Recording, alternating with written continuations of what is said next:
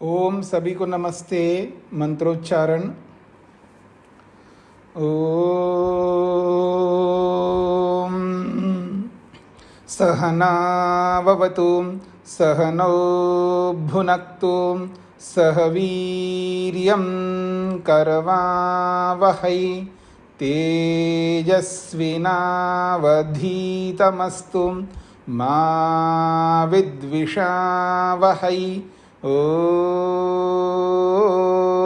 शांति शांति शांति। योग दर्शन की 61वीं कक्षा है। समाधिपाद के 23वें सूत्र को लेकर के विचार कर रहे हैं। ईश्वर प्रणिधानाद वा। प्रणिधान जो शब्द है, इस प्रणिधान शब्द को भी समझना है। प्रणिधान शब्द में प्र उपसर्ग है, नी भी उपसर्ग है और धा धातु है और ल्युट प्रत्यय है, तो प्रणिधान शब्द बनता है। प्रपूर्वक नी पूर्वक धा धातु और ल्युट प्रत्यय है, तो प्रणिधान शब्द बनता है। और प्रणिधान शब्द का अर्थ होता है उत्तम रीति से मन को लगाया जाता है, या जिसके द्वारा उत्तम रीति से मन को धारण किया जाता है, उसको प्रणिधान कहते हैं। प्रा का अर्थ है प्रकृष्ट रूप से, प्रणिधान प्रणिधान, तो प्रकृष्ट रूप से उत्तम रीति से जिसके द्वारा मन लगाया जाता है उसको प्रणिधान कहते हैं। अब ये प्रणिधान आप रूप में लगाओ, रस में लगाओ, गंध में लगाओ, स्पर्श में लगाओ, शब्द में लगाओ, पांचों विषय भोगों में मन को लगाओ, या पति में लगाओ, पत्नी में लगाओ, बेटे में लगाओ, बेटी में लगाओ, सास में लगाओ, बहू में लगाओ, गुरु में लगाओ, विद्यार्थी में लगाओ, कहीं भी मन को लगा सकते हैं आप। ये प्रणिधान है। जहाँ मन को टिकाया जाता है, जहाँ मन को स्थिर किया जाता है, उसका नाम प्रणिधान है। पर इसके साथ में क्या जोड़ा है? ईश्वर प्रणिधान। तो ईश्वर में मन को लगाना है, ईश्वर में मन को लगाना, अर्थात मोटी भाषा में मैं कहूं, ईश्वर को अनुभव करना है। मन से ईश्वर को अनुभव करना है। क्या अनुभव करना है, ये अभी आपके सामने रखूंगा। पहले महर्षि वेदव्यास इस ईश्वर प्रणिधान शब्द का जो अर्थ करते हैं उसको समझने का प्रयत्न करते हैं। अच्छा, ईश्वर प्रणिधान योग के 8 अंगों में कहीं आता है ना? आप लोगों को पता है ना ये बात? ईश्वर प्रणिधान जो शब्द है योग के 8 अंगों में कहीं आए तो योग के 8 अंग है। यम, नियम, आसन, प्राणायाम, प्रत्याहार, धारणा, ध्यान और समाधि। यम के 5 विभाग है, अहिंसा, सत्य, अस्तेय, ब्रह्मचर्य और अपरिग्रह। और नियम के भी 5 विभाग है, शौच, संतोष, तप, स्वाध्याय, ईश्वर प्रणिधान। तो योग का जो दूसरा अंग है नियम, और उस नियम का अंतिम विभाग है यही ईश्वर प्रणिधान है। जब स्वयं सूत्रकार जब नियम का प्रसंग लाएंगे आगे, तो नियमों में जब ईश्वर प्रणिधान आता है तो वहां पर भी इसकी चर्चा करेंगे। और कई जगह पर चर्चा किया है ईश्वर प्रणिधान को लेकर के, बहुत महत्वपूर्ण है ये। जैसा कि कल आपने सुना है, इससे बढ़कर और कोई उपाय नहीं है जिसको अपनाने पर शीघ्र से शीघ्र, अत्यंत शीघ्र, सबसे पहले हम समाधि लगा सकते हैं। शर्त क्या है? ईश्वर प्रणिधान करना है। अब ईश्वर प्रणिधान का एक अर्थ कल हमने समझने का प्रयत्न किया है, प्रणिधान का अर्थ समझने का प्रयत्न किया है कि प्रणिधान क्या है? भक्ति विशेष है। वेदव्यास लिखते हैं प्रणिधानात अर्थात भक्ति विशेषात, विशेष भक्ति करनी है। और वो विशेष भक्ति क्या होती है, इसको हमने महर्षि स्वामी दयानंद के शब्दों में समझने का प्रयत्न किया है। भक्ति अर्थात ईश्वर की आज्ञा का पालन करने में तत्पर रहना। तो ईश्वर की जो जो आज्ञा है मनुष्य के लिए, उन आज्ञाओं का पालन अलग अलग आश्रमवासी अलग अलग रूप से करें। अलग अलग वर्णों में रहने वाले अलग अलग ईश्वर के उन आदेशों का, उन नियमों का पालन करें।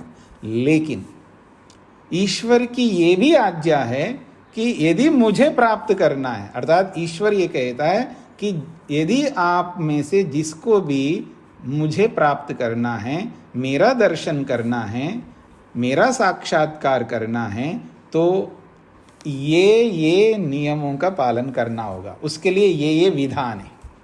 तो ईश्वर दर्शन के लिए, समाधि के लिए, ईश्वर साक्षात्कार करने के लिए हमें ईश्वर साक्षात्कार के जितने भी विधान बताएं, ईश्वर ने साक्षात वेदों में बताया है। और उन वेदों में बताए हुए उन विधानों को ऋषियों ने अपने अपने शास्त्रों में परोसा है, अलग अलग शास्त्रों में। और उन सारे विधानों का पालन करना होगा। इसलिए मैं एक बात कहा करता हूं,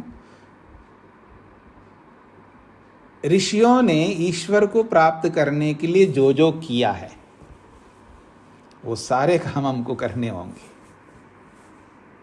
ईश्वर को प्राप्त करने के लिए ऋषियों ने जो जो काम किया है, उन सारे कर्मों को, उन सारे क्रियाकलापों को हमें भी करना है। आज कर ले हम, बहुत बड़ी बात है जी, तो कल कर लेंगे। कल भी नहीं किया है तो मरेंगे, और मरने के बाद दोबारा पैदा होना है हमको, फिर दोबारा पैदा होकर के अगले जन्म में करेंगे। तो एक बात संसार में बोला जाता है कि जी अब इस बार तो जी मैं बूढ़ा हो गया हूं, मैं ये नहीं कर सकता, अगले जन्म में देखेंगे। यदि इस जन्म में हमने कुछ नहीं किया है तो वो अगला जन्म दोबारा नहीं आएगा हमारा। इसका अभिप्राय समझ लीजिएगा। अगले जन्म में कुछ करना है तो इस जन्म में कुछ करके मरना है। अगर इस जन्म में कुछ करके नहीं मरेंगे तो संस्कार तो होंगे नहीं कुछ करने के, तो अगले जन्म में कोई संस्कार ही नहीं, जैसे इस जन्म में नहीं है हमारे पास में। इस जन्म में हम क्या बोल रहे हैं जी, अगले जन्म में देखेंगे। जो अवसर मिला है, अवसर मिलने पर तो करता नहीं आदमी। अब अगले जन्म में का तो पता ही नहीं हमको, वहां अवसर मिले ना मिले हमको। और ऐसा जगह पैदा हो जाए कि जहां इसका गंध भी ना लगे आपको, तो कैसे करोगे ये कर्मों को? अगर इस जन्म में हम कुछ नहीं करेंगे कर्म, तो अगले जन्म में कैसे कर पाएंगे? वो संस्कार तो है ही नहीं। जिसमें आज हम प्रवृत्त हैं उसके पीछे हमारे संस्कार हैं, उनके कारण से हम प्रवृत्त हैं, चाहे भोग में प्रवृत्त हैं या योग में प्रवृत्त हैं। तो यदि हमें योग में प्रवृत्त होना है अगले जन्म में, तो इस जन्म में जितना कर सकते हैं उतना करो। अब जितना कर सकते का मतलब आप क्या समझते हैं? हाँ जी, दान दो तो वो दान देता है। लाख रुपए कमाने वाला दान देता है 500 रुपए, 1000 रुपए। कुछ तो देना चाहिए, तो कुछ का मतलब वो क्या समझता है, कुछ तो देना है तो इसलिए कुछ दे दिया। और उस कुछ से क्या होगा? क्या इतना ही सामर्थ्य है आपका? लेने का सामर्थ्य है लाख लेने का, और देने का सामर्थ्य 500 का, 1000 का। तो फिर वेद का आदेश क्या कहां जाएगा? ईश्वर की आज्ञा है ना, 100 हाथों से कमाओ और 1000 हाथों से दो। शतहस्त समाहर सहस्र हस्त संकीरा। तो ये ईश्वर की आज्ञा हो गई ना, देने के संबंध में, खाने के संबंध में, देखने के संबंध में, बोलने के संबंध में, सोचने के संबंध में। कितने आदेश है परमात्मा के, वो सब ईश्वर की आज्ञा है। और उन सब आज्ञाओं को, विशेषकर उन आज्ञाओं को हमें करना है जो हमें समाधि मिल सके, क्योंकि ईश्वर की आज्ञा तो व्यापक है जी, व्यापक है ना। क्योंकि क्षत्रिय के लिए भी आदेश है ईश्वर का, वैश्य के लिए भी आदेश है ईश्वर का, शूद्र के लिए भी आदेश है ईश्वर का, संन्यास के लिए भी आदेश है, गृहस्थी के लिए भी आदेश है। ऐसे बहुत सारे आदेश है परमात्मा का, अर्थात परमात्मा की बहुत सारी आज्ञाएं हैं। उन सब आज्ञाओं में से उन आज्ञाओं को हमें लेना है जिन आज्ञाओं का पालन करने से समाधि लगती है, विवेक वैराग्य प्राप्त होता है। तो उन आज्ञाओं का पालन करना है जिन जिन आज्ञाओं का पालन ऋषियों ने किया और समाधि को प्राप्त किया। और ये बात दिमाग से निकाल, मन से निकालना है। आप तो सन्यासी, आपको क्या है जी, आपके ना आगे है ना पीछे हैं, इसलिए आप तो कुछ भी बोल सकते हैं, आप कुछ भी कर सकते हैं, हम तो गृहस्थी है। यानी कोई सर्टिफिकेट लिया है क्या भगवान से कि मैं गृहस्थी हूं तो मेरे कुछ नहीं करना है?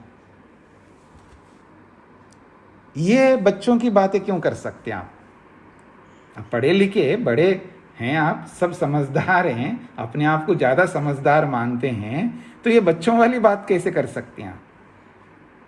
मतलब आप नहीं करके वहां पहुंचना चाहते हैं जहां ऋषियों ने पहुंचा है, जहां महापुरुषों ने पहुंचा है। हमें पहुंचना है तो हमें भी वही काम करने होंगे। एक आदमी आईएएस बन गया, क्या करके बना है? वो जो भी किया है उस जैसा हमको भी करना होगा।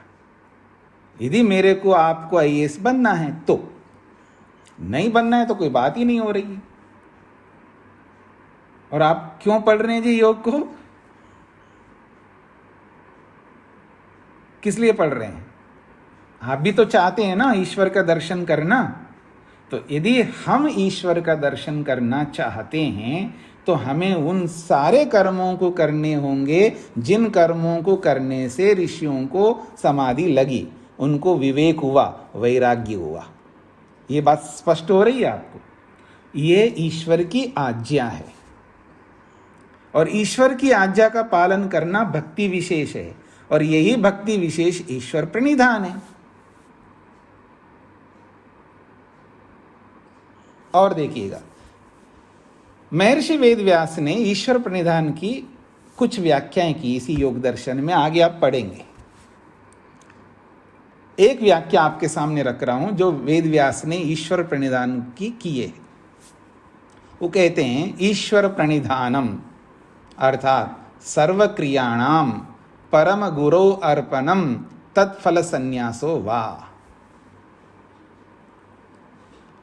महर्षि वेदव्यास कहते हैं ईश्वर प्रणिधान किसे कहते हैं? वो कहते हैं सर्व क्रियाणाम, क्रिया का मतलब है कर्म, समस्त कर्मों को ईश्वर को समर्पित करना है। तत्फल संन्यास होगा, इसका अर्थ है उसके फल के बारे में सोचना नहीं। तत्फल संन्यास होगा का अर्थ लोग करते हैं फल नहीं चाहना, बस ईश्वर को समर्पित करना, फल नहीं चाहना। मतलब फल ना मिले आपको, यदि फल नहीं मिले तो कौन करेगा जी कर्म?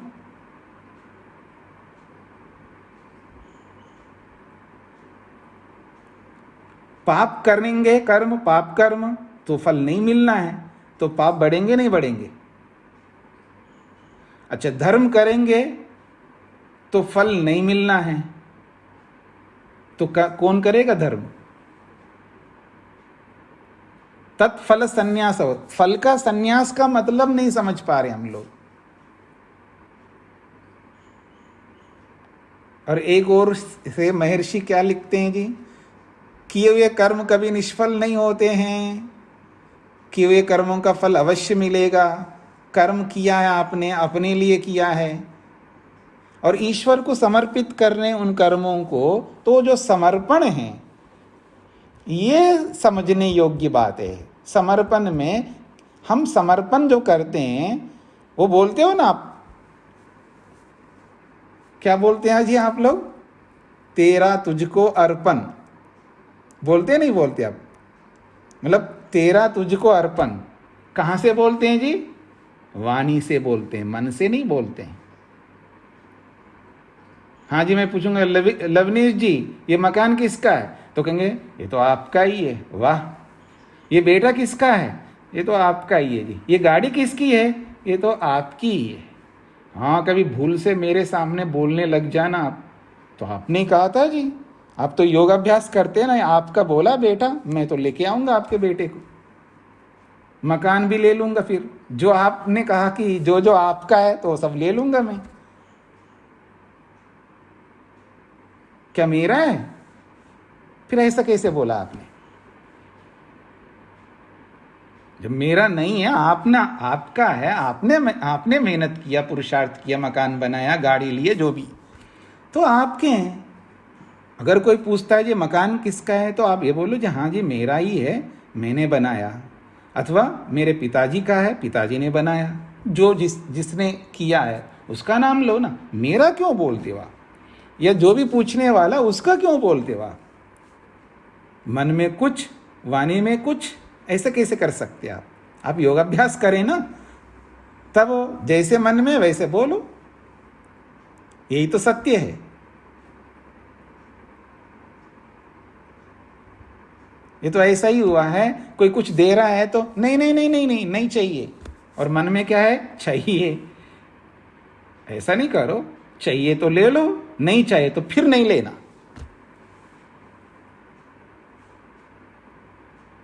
अगर आपने एक बार बोला कि नहीं चाहिए तो नहीं ले सकते, फिर आप नहीं चाहिए बोल करके फिर लोगे तो आप असत्यवादी बन जाएंगे, असत्य हो जाएगा आपका, और असत्य आचरण नहीं कर सकते। असत्य आचरण करता हुआ व्यक्ति ईश्वर का दर्शन नहीं कर सकता।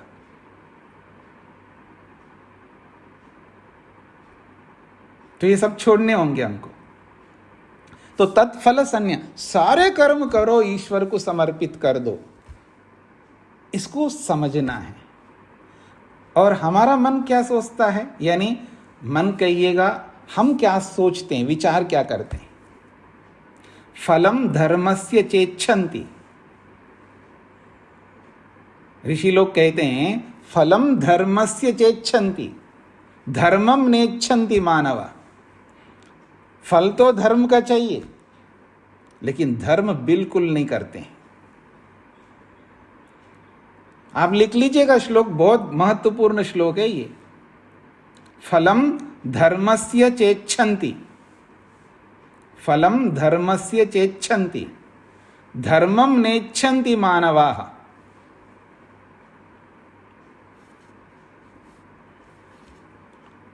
फलम, इसको मैं तोड़ करके बोल सकता हूं ताकि आपको सरलता हो। फलम धर्मस्य च, फलम धर्मस्य च इच्छन्ति, धर्मम न इच्छन्ति मानवाः। फलम धर्मस्य च इच्छन्ति धर्मम न इच्छन्ति मानवाः। ये पहली पंक्ति। दूसरी पंक्ति बोल रहा हूं। फलम पापस्य, फलम पापस्य न इच्छन्ति, फलम पापस्य न इच्छन्ति पापम कुर्वन्ति यत्नतः, पापम कुर्वन्ति यत्नतः।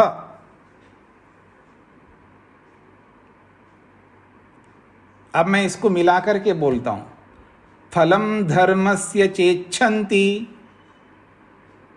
फलम धर्मस्य चेच्छन्ति धर्मम नेच्छन्ति मानवाः। फलम पापस्य नेच्छन्ति पापम कुर्वन्ति यत्नतः। ये पूरा श्लोक है। अब इसका अर्थ समझ लीजिएगा, बहुत सरल है। जो आप संस्कृत, जो भी लोग पढ़ते हैं संस्कृत को, सरल संस्कृत में है।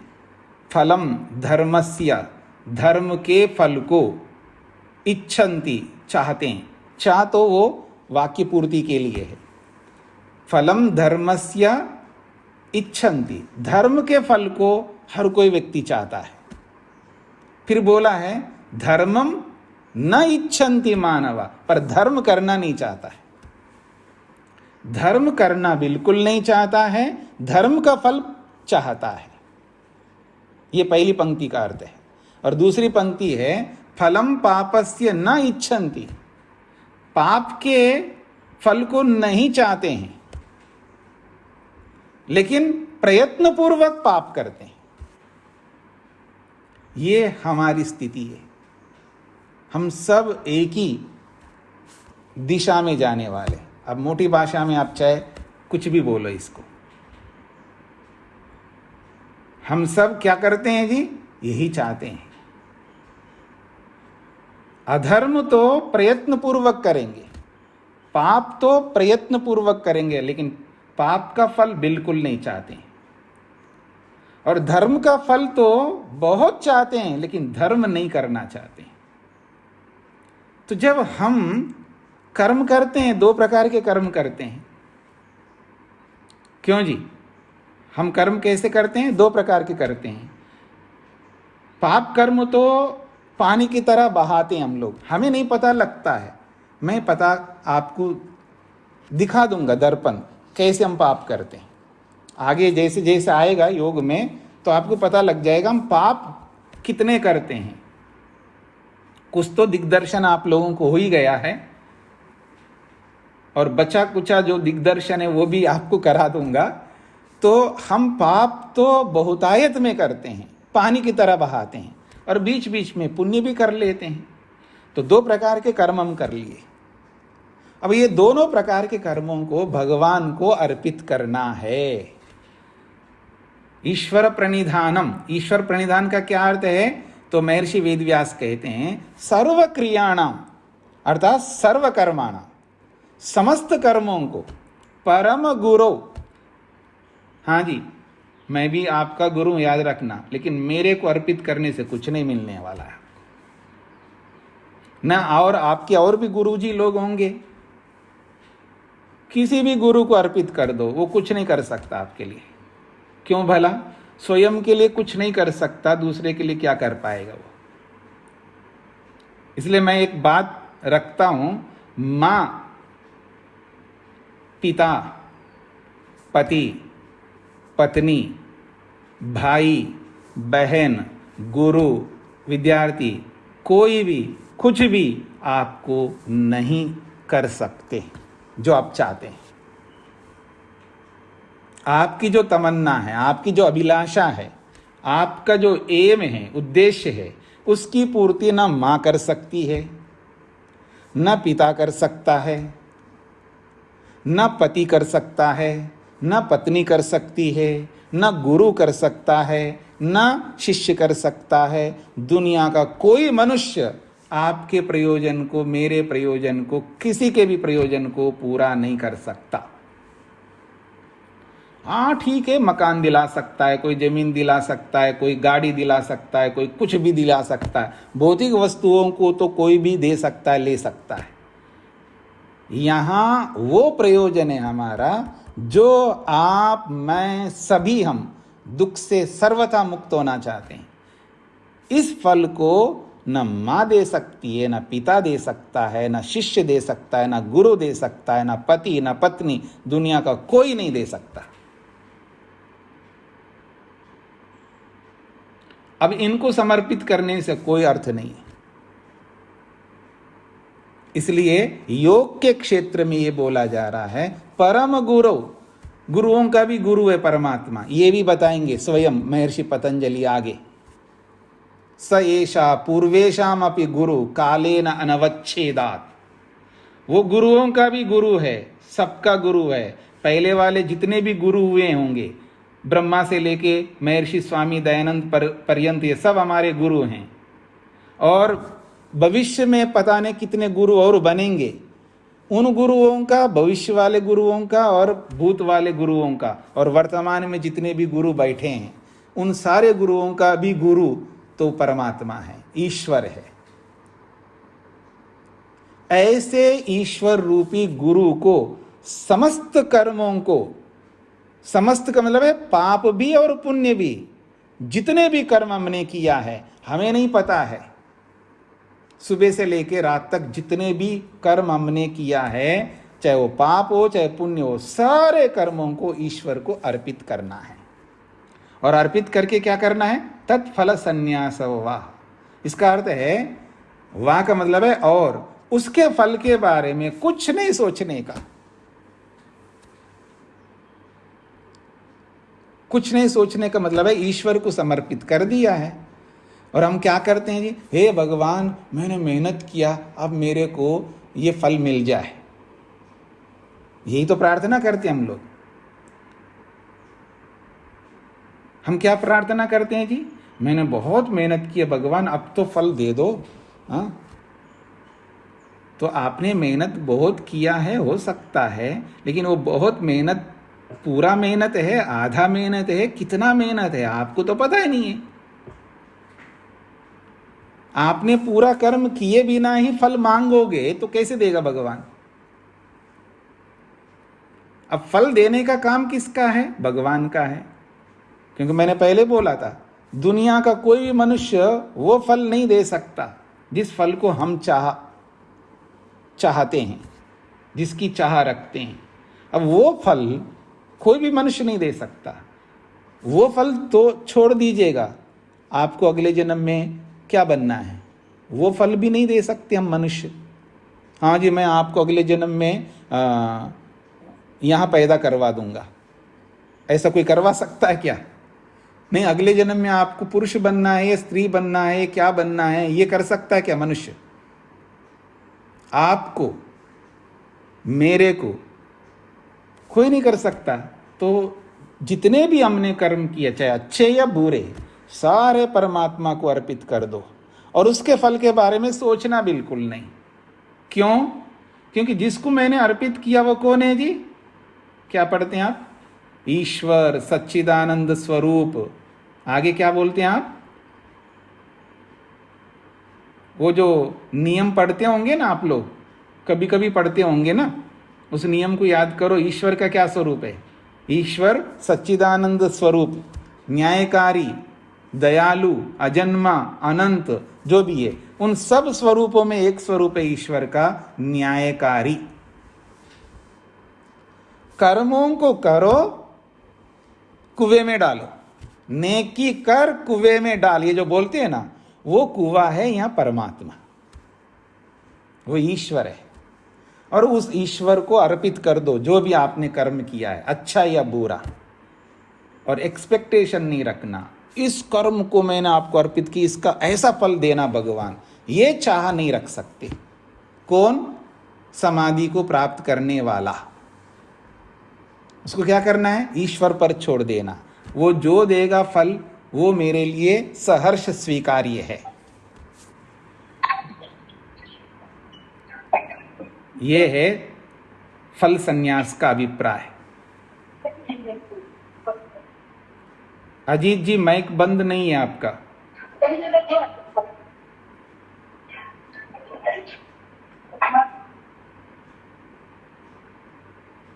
जी, तो ये जो स्थिति है, जो भी हम कर्म करेंगे, अच्छा बुरा जो भी, हमें नहीं पता है कितने कर्म हमने किए सुबह से लेकर रात तक, या तो सुबह से लेकर के रात तक के कर्मों को एक बार अर्पित कर दो, या दिन में जब जब आपको समय मिलता है तब तब अर्पित करो भगवान को। पर उसके फल के बारे में कुछ नहीं सोचना है। यदि हमें समाधि चाहिए, मेरे इस कर्म का ये बदले में ये मिले, वो मिले, ये मिले, वो मिले, कुछ नहीं सोचना है। क्योंकि आपसे ज़्यादा भगवान सोचता है, वो न्यायकारी है, कभी गलत नहीं कर सकता किसी के साथ भी। ये समर्पण ना करने के कारण से ईश्वर प्रणिधान न करने के कारण से अथवा ईश्वर को न समझने के कारण से बड़े बड़े लोग ईश्वर को गाली देते हैं। मैंने अपने जीवन में कोई गलत काम नहीं किया, मेरे बेटे के साथ ऐसा क्यों किया भगवान, बोलते नहीं, सुना है आपने? मतलब भगवान कोई अन्यायकारी है जो आपके बेटे के साथ कोई दुश्मनी है भगवान की? नहीं, वो जवान बच्चा था, उसको क्यों उठा लिया? अभी हमने कभी गलत नहीं है, मेरा बच्चा बहुत नेक है, भगवान ने ऐसा क्यों किया? मतलब भगवान के ऊपर आक्षेप कर रहे हो, उसके न्याय पर। इसका अर्थ है आपने भगवान को जाना ही नहीं, समझा ही नहीं। भगवान को क्या समझ रखा आपने?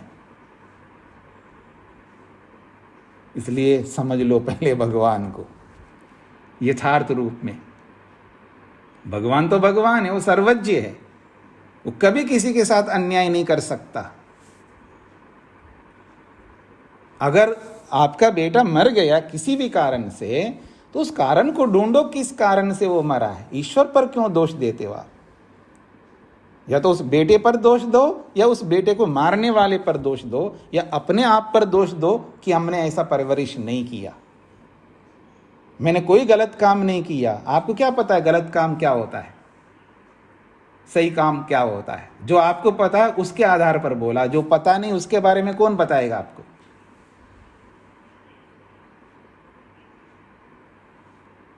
कुछ समझ में आ रहा है जी मैं क्या कहना चाह रहा हूं? जो अच्छे काम आपने किया है स्वीकारिए जी, जितना आप जानते हैं उसको आपने बोला है, और जिसके बारे में आप जानते नहीं हैं उसके बारे में ये कैसे बोल सकते हो जी मैंने कोई गलत काम नहीं किया? देखो जी, मैंने कभी कोई गलत खाना पीना नहीं किया, कभी भी बाहर जाकर के कहीं नहीं खाया। मेरे को ऐसा रोग क्यों दिया भगवान ने? तो आपको पता है क्या खाना है क्या नहीं खाना है? आपने कोई आयुर्वेद पढ़ा है? क्या क्या खाना चाहिए क्या क्या नहीं खाना चाहिए पूरा आपको नॉलेज है? जब नहीं है तो आप ये कैसे आक्षेप लगा सकते हो भगवान पर, मैंने कोई गलत काम नहीं किया? कितना गलत काम करते हैं आपको पता ही नहीं है वो गलत है या नहीं है। इतना पानी की तरह गलत करते जा रहे हो और फिर भी आप कह रहे हो कि मैंने गलत काम नहीं किया। ये कौन बताएगा आपको? उसका विशेषज्ञ बताएगा ना। आप क्या करते हैं, मैं क्या करता हूं, हमें नहीं पता है तो इनके विशेषज्ञ होते हैं ना दुनिया में, वो बताएंगे। ना आव देखा ना ताव देखा, और हमने भगवान पर दोष लगा। एक और तो उसको न्यायकारी मानते हैं और एक और से उसको दोषी ठहराते हैं हम लोग। ऐसा काम नहीं कर सकते ईश्वर प्रणिधान में। तो क्या कर सकते हैं? मैंने अच्छा किया बुरा किया जो भी किया मेरे को नहीं पता है, जितना पता है उसके बारे में मैं अच्छा समझ रहा हूं, और जितना पता है मैंने जो गलत किया उसको बुरा समझ रहा हूं। और जिसको नहीं समझ पाया ऐसा बुरा बहुत किया मैंने, और जिसको नहीं समझ पाया जिसको अच्छा कहते हैं उस अच्छे को भी बहुत किया है, तभी तो मनुष्य बना हूं। ऐसे क्यों नहीं देखते आप? तो अच्छा देखो अपने आप पर,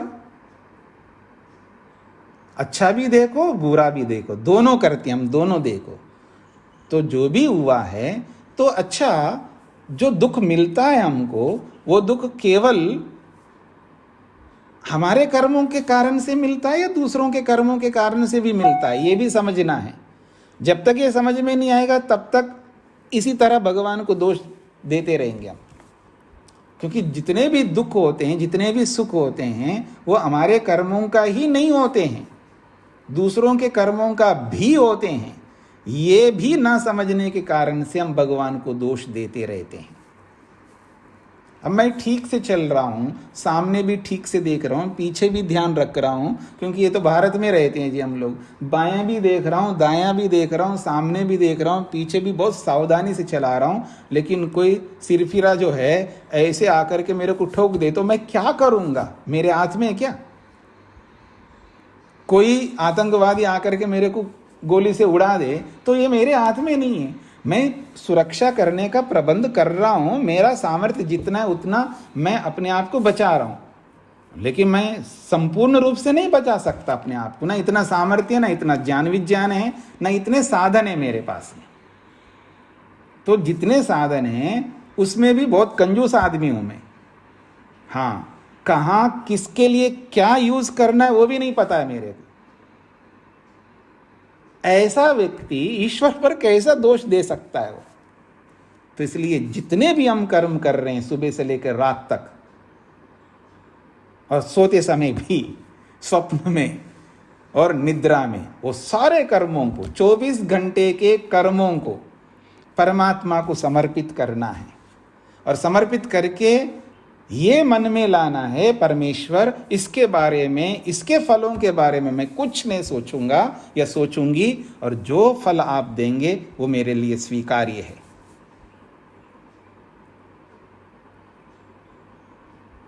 और अधर्म का फल जितना भी आप दोगे उसमें ननु नच ना करते हो, पूरा स्वीकार करूंगा मैं, क्योंकि मैंने गलत किया है।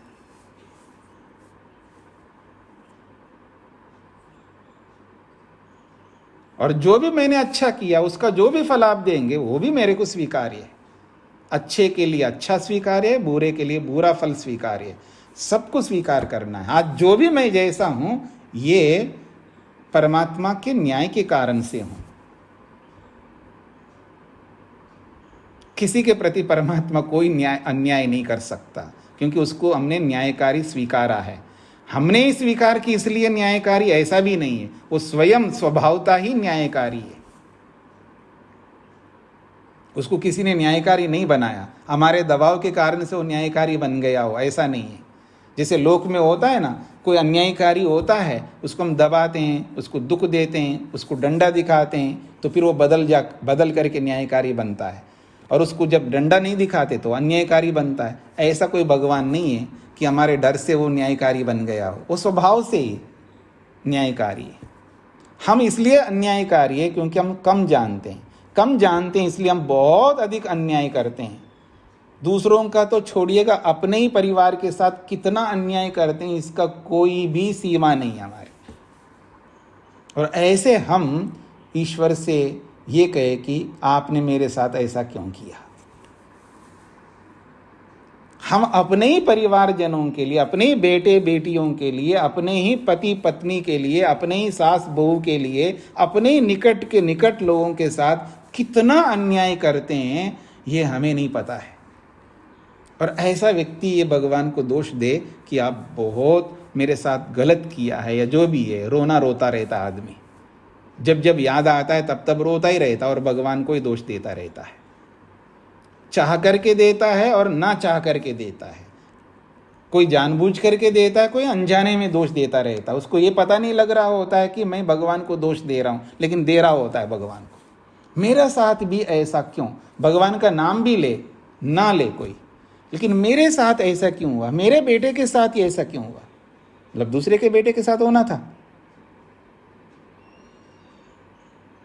हम जो वचन बोलते हैं उन सब का जो अभिप्राय होता है वो ईश्वर को दोषी बनाने का होता है। जाने या अनजाने में हम ऐसे ही करते रहते। इतने सारे गलत काम करते हुए हम ये कैसे अपेक्षा रख सकते हैं भगवान से, ये भगवान मेरे को ये फल दो। फिर क्या अपेक्षा रखेंगे? मैंने कर्म किया, आपको अर्पित कर दिया, और जो आप फल दोगे वो मेरे को स्वीकार्य है। उसमें मैं कुछ भी नहीं सोचूंगा, ना दुखी होऊंगा ना सुखी होऊंगा। ठीक है, जो आपने फल दिया वो स्वीकार्य में।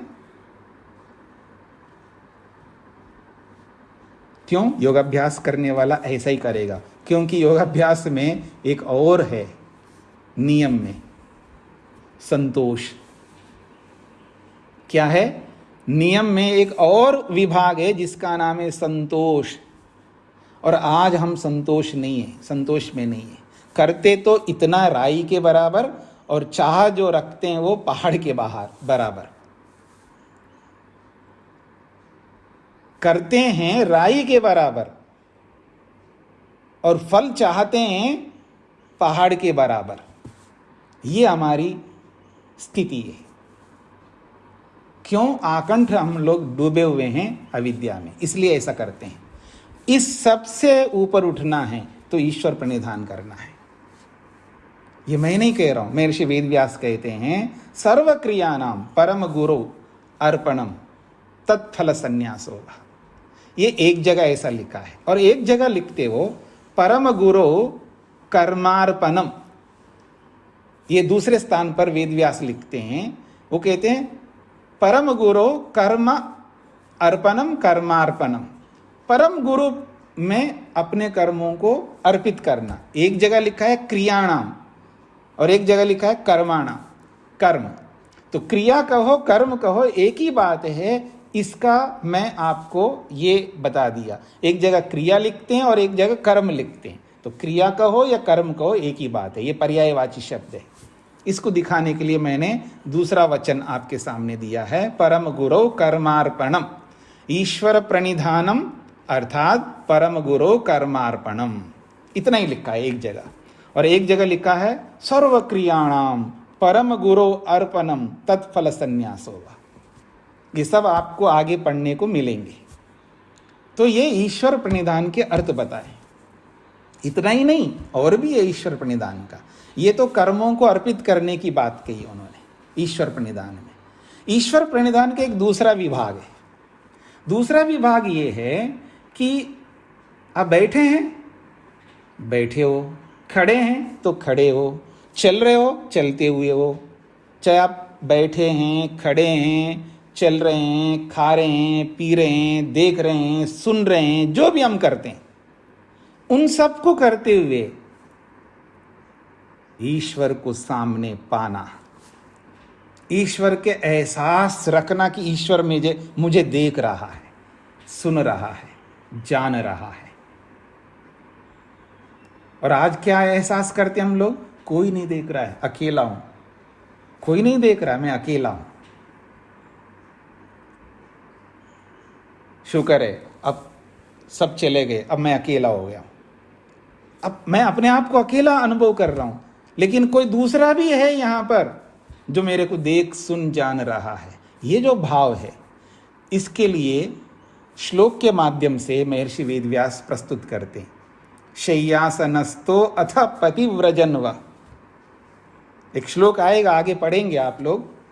वो बोलते हैं चाहे वो शैया पर हो यानी बिस्तर पर लेटे हो, या आसन पर बैठे हो, या मार्ग में चल रहे हो, या कुछ भी कर रहे हो, उन सबको करते हुए ईश्वर को स्मरण करना है, ईश्वर को याद रखना है। इसका ये मतलब नहीं है, कई बार लोगों को ईश्वर प्रणिधान का, ईश्वर समर्पण का समझ ना होने के कारण से बहुत गलत काम करते हैं। जैसे कि हाँ जी, मैं जो है गायत्री मंत्र का पाठ करते हुए भोजन बनाती हूँ, सुनने वालों को बड़ा अच्छा लगता है। मैं जप करते हुए भोजन बनाती हूँ या बनाता हूँ, मैं ये करते हुए ये कर, यानी उसको अच्छे अर्थ में बता रहे, उनको ये समझ में नहीं आ रहा है, गलत कर रहे हैं।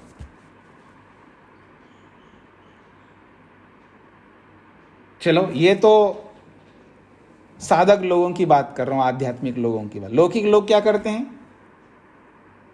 टेप रिकॉर्डर चलाया, टेप रिकॉर्डर तो आजकल नहीं होता है, तो को पेन ड्राइव लगा दिया है और उसमें भजन चल रहे हैं या गाने चल रहे हैं, वो सुनते जा रहे हैं और दूसरे काम करते जा रहे हैं।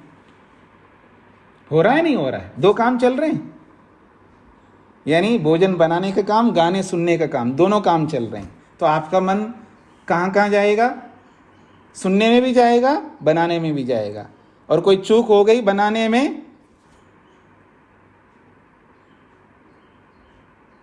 बनाते समय कोई चूक हो जाए तो दो काम एक साथ नहीं कर सकते, एक समय एक ही काम कर सकते। एक समय एक ही काम कर सकते। तो ईश्वर को कैसे याद रखेंगे जी? इसका ये अर्थ नहीं कि ए ईश्वर आप मुझे देख रहे हो, सुन रहे हो, जान रहे हो, ए ईश्वर आप मुझे देख रहे हो, सुन रहे हो, जान रहे हो, ऐसा बोलना ईश्वर प्रणिधान नहीं है। फिर क्या है? अच्छा, अभी आप मेरे को सुन रहे हैं जी? सुन रहे हैं? रात हो गई आपके यहाँ, अंधेरा हो गया, हुआ? जब अंधेरा हो जाता है, रात हो जाती है, तो रात में भी काम करते हैं आप लोग? तो रात में काम करते समय आप ये बोलते हैं वाणी से, हाँ अब अंधेरा हो गया, अब रात हो गया, अब मैं रात में काम कर रही हूँ, रात में काम कर रहा हूँ, अब रात में खा रहा हूँ, अब रात में सोच रहा हूँ, ऐसे बोलते हैं क्या? नहीं बोलते हैं। लेकिन रात की एहसास, रात का अनुभव आपको नहीं रहता जब तक जागते रहोगे। रात में रात की अनुभूति रखते नहीं रखते आप? रखते हैं ना। अच्छा, दिन जब हो जाता है, दिन में, दिन प्रारंभ होने से लेकर के जब तक रात नहीं आती तब तक दिन ही है। उस दिन में काम करते हुए आपको ये नहीं पता लगता है कि मैं दिन में काम कर रहा हूं, ये पता लगता है मैं रात में काम कर रहा हूं। दिन में काम करते हुए आपकी क्या अनुभूति होती है? रात होती है, रात में कर रहा हूं ये अनुभूति होती है, दिन में कर रहा हूं ये अनुभूति होती है। बताइए क्या अनुभूति होती है?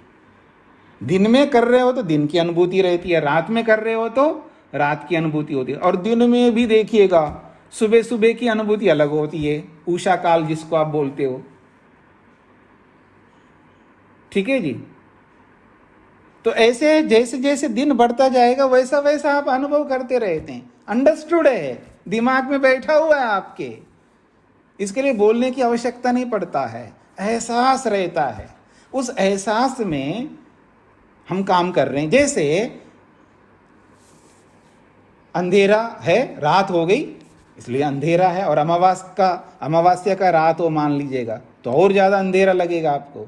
और किसी रूम में आप एंट्री करते हो और उसमें अंधेरा ही अंधेरा है क्योंकि लाइट ऑन नहीं है, तो क्या करते हो आप?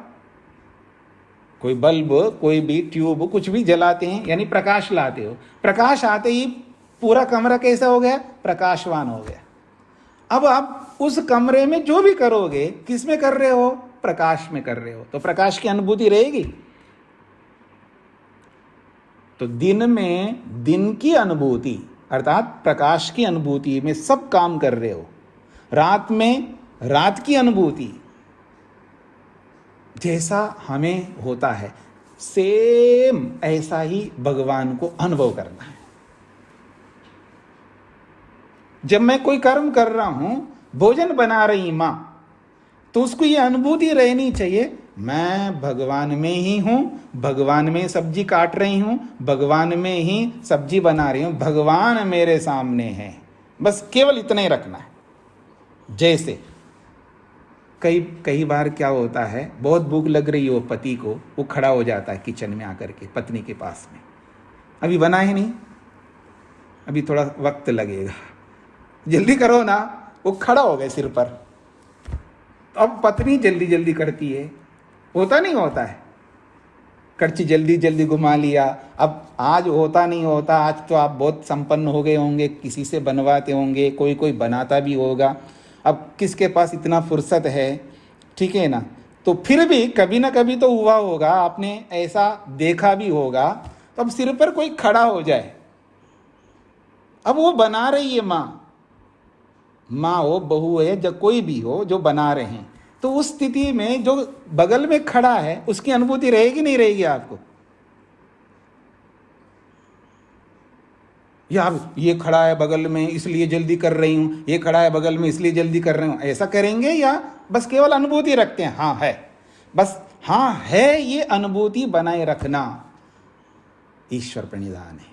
ईश्वर है, ईश्वर को क्या मानते हैं आप? सर्वव्यापक। क्या मानते हैं जी? ईश्वर सर्वव्यापक है, सब जगह है। ऐसा कोई स्थान, स्पेस, खाली जगह है ही नहीं है जब भगवान ना हो। सब जगह है, ठसाठस भरा हुआ है भगवान।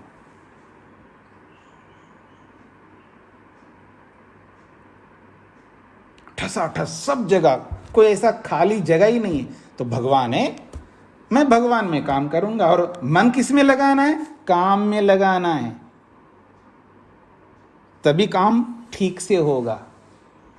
ऐसे नहीं करना है कि ओम भूर्भुवः तत्सवितुर्वरेण्यम और पता नहीं मंत्र या जो भी बोलेंगे आप, उसमें मन रहेगा तो ये ढंग से काम नहीं होगा, इसमें मन रहेगा तो वो ढंग से नहीं बोल पाओगे। क्या नाटक करना है हमको? ये सब जो है ना जान करके ऐसे होता है, और उसको आप भक्ति मान लो। पर ये ऐसी भक्ति नहीं होती है भगवान की। अच्छा, ईश्वर की आज्ञा क्या है जी? कोई भी काम करो, कैसे करो? ठीक से करो, ठीक है ना, परफेक्ट करो। 100% वो काम सफल हो तो कब होगा? जब आप उसमें कंसंट्रेट होंगे, एकाग्र होंगे, तभी तो होगा ना। तो ईश्वर की आज्ञा है कि कोई भी कर्म करो उसको पूर्ण रूप से करो। अगर पूर्ण रूप से उस कार्य को करना है, ईश्वर की आज्ञा है जी, मैं ईश्वर की आज्ञा का पालन कर रहा हूं, मैं उस काम को पूरी ईमानदारी से, आपकी भाषा में बोल रहा हूं, आप, मैं इस काम को पूरी ईमानदारी से करता हूं, अर्थात पूरा मन लगाता हूं उसमें और उस काम को करता हूं, तो ये क्या हुआ है? ये ईश्वर प्रणिधान हुआ है। बस धर्मयुक्त काम होना चाहिए। कोई ये सोचना नहीं है कि मैं शॉप में बैठा हूँ, शॉपकीपर हूँ, पूरी ईमानदारी से कर रहा हूँ, भोजन का समय हो गया, नहीं, ग्राहक है मेरे सामने, पूरी ईमानदारी है। ग्राहक के साथ मैं कोई बेईमानी नहीं कर सकता, ग्राहक सिर पे खड़े हो मैं छोड़ के नहीं जा सकता। क्या ईश्वर की आज्ञा ऐसी है कि आप अपने शरीर को स्वस्थ रखने के लिए जब भूख लगती है तब ना खा करके आप बाद में खाओ, भूख मर जाने के बाद में? ये ईश्वर की आज्ञा है क्या? तो ग्राहक खड़े हैं तो ग्राहक को बोलो अब समाप्त समय, बस अब समय हो गया। जैसे वो बैंकों में और सरकारी कार्यालय में देखते हैं ना, वो समय लिखा रहता है वहां पर, लंच ब्रेक, खड़े हो जाते हैं, आप खड़े रहो भाई, आपको मेरे से ही लेना है तो खड़े हो। आप मेरे यहाँ पर आपको जो भी पैसे जमा करना है, पैसे लेना है, तो आप मेरे आने तक प्रतीक्षा करो, और जाते हो तो जाओ जी। आप मुख्य नहीं है, मुख्य कौन है? मैं। हमने अपने जीवन को कैसे बनाया? धन के लिए बनाया, नौकरी के लिए बनाया। हमने अपने जीवन को दूसरों को पता नहीं किस किस के लिए बनाया। मेरा जीवन मेरा है, अपने लिए, और वो भी ईश्वर की आज्ञा के अनुरूप। अब कौन क्या समझता है वो समझ लेगा कि उसकी इच्छा है, उसकी अपनी अविद्या है। मैं तो उचित कर रहा हूं, नहीं समझने वाले को उचित बताऊंगा, फिर भी नहीं समझता है तो उसका दोषी मैं ही नहीं हूं, वो सामने वाला है। अगर सामने वाले को पता नहीं है तो उसको समझा दो आप, ऐसी व्यवस्था है जी। अब ऐसी व्यवस्था में आपको भी चलना होगा। फिर भी वो नहीं चलता है, फिर भी वो अपनी मर्जी से करवाना चाहता है, तो उसकी अपनी अविद्या होगी, आपका कोई दोष नहीं इसमें। समझाने पर भी सामने वाला नहीं समझता है तो आपका कोई दोष नहीं है। दोष तब होगा जब आपने समझाए बिना ही उसके साथ ऐसा व्यवहार किया, तो आपका दोष होगा। स्पष्ट हो रहा है जी आप लोगों को? तो कोई भी कर्म हम करें, वो कर्म धर्मपूर्वक होना चाहिए। वो धर्मपूर्वक कार्य चाहे ईश्वर ने साक्षात बताया हो, या ऋषियों ने साक्षात बताया हो, या वो धर्मपूर्वक माँ ने बताया हो। माँ दोनों ढंग से बता सकती है, धर्मपूर्वक भी बता सकती है और अधर्मपूर्वक भी बता सकती है, क्योंकि माँ के पास में इतना ज्ञान नहीं है ना माँ के पास, ना पिता के पास, ना गुरु के पास, किसी के पास नहीं है। हम सब अल्पज्ञ हैं, हम सब थोड़ा थोड़ा जानने वाले। परिपूर्ण तो केवल ईश्वर है। तो इस दृष्टि से हमें ये देखना है कि जो भी हम कर्म करें वो ईश्वर की उपस्थिति में करें। ईश्वर है, सर्वव्यापक है, मुझे देख रहा है, सुन रहा है, जान रहा है, ये अंडरस्टूड है। वो स्थिति बनाना है हमें। उस स्थिति को बनाने के लिए प्रारंभ में बोलना पड़ता है, तो बोल लेना, कोई फर्क नहीं पड़ता है। जैसे दिन की अनुभूति दिन में हम करते हैं, वो तो अंडरस्टूड है, वो अनुभूति रोज करते आ रहे हैं हम लोग। रात की अनुभूति हमको रोज रहती है, क्योंकि रोज करते हुए आ रहे हैं। लेकिन ईश्वर प्रणिधान रोज करते हुए नहीं आए। हम बड़े चालाक लोग हैं, सब भुला दिया अपनी परंपरा को। इसलिए आपको उस परंपरा को बनाने के लिए, मेरे को बनाने के लिए एक्स्ट्रा टाइम चाहिए, एक्स्ट्रा विचार चाहिए। फिर वो जैसे बच्चा होता है ना, उसको कुछ नहीं समझ में आता है, 2 1 कम 2, 2 दूनी 4, उसको कुछ नहीं पता है, लेकिन बोलना पड़ता है उसको। और जब तक समझ ना बैठे, जब तक समझदारी ना आए हमारे में, तब तक आपको बोलना पड़े तो बोल लो, तब कोई गलत नहीं होगा। स्पष्ट हो रहा है जी? ईश्वर प्रणिधान, हम किसकी चर्चा कर रहे हैं? ईश्वर प्रणिधान की चर्चा कर रहे हैं।